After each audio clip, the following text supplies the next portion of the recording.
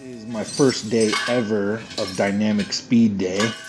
Um, haven't used chains much at all. I have in the past, but they went under the wheels there. Um, kind of threw me off. I've never done sumo in my life, and so I kept it super light. Um, I think it definitely should have been a little heavier, but I actually have some issues with my hips, and sumo, I actually feel extremely weak in the bottom position there.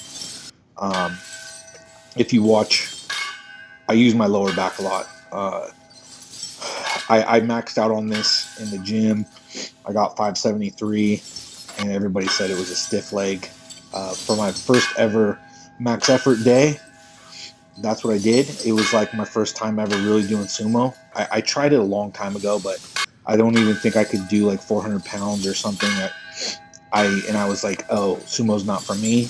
Um, but learning about conjugate and everything, you want to do the things that you're not good at. That's kind of the way, right? That's the way in conjugate. So even if I pulled conventional, it's still good for me to train sumo.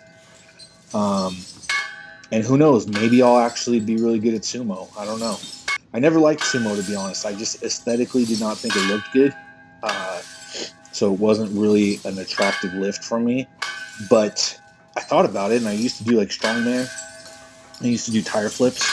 And I was like, you know what? You got to do like a sumo deadlift to do a tire flip. So that made me think this is a really useful movement, like real life. It's not just for a deadlift competition, which is how I used to always look at it. But making my way through here, I kind of lost count of my sets. You could see some chalk marks on the wall there.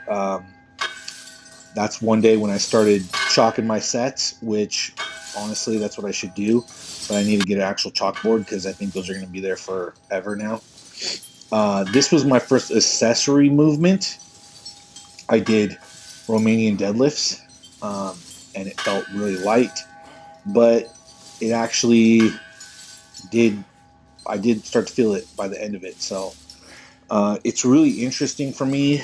I'm really going to focus on my hips and my lower back. And I just realized, like, doing the conjugate, doing those accessories, I've never done that before. I've never actually worked on my lower back.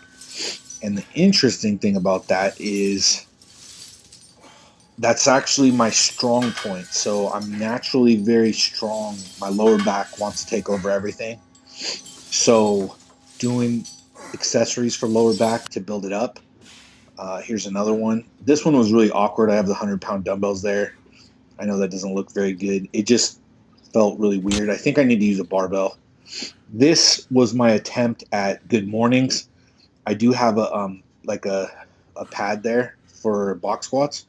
So it looks like I'm squatting, but I'm not. I'm trying to do good mornings. It's just very awkward. And I've never done good mornings really before. I've never really worked them. So, this is my best effort at the good mornings. Surprisingly, it actually fatigued my quads a lot. My back felt really strong. My quads, though, started to fatigue out. And I think that has something to do with my flexibility, too, was part of it. But this is my second workout, conjugate, or I guess third. I did one max effort heavy, max effort for lower body, max effort bench press, upper body. And now this is my first dynamic workout. I also threw abs in here. So I'll start doing those on the lower body days.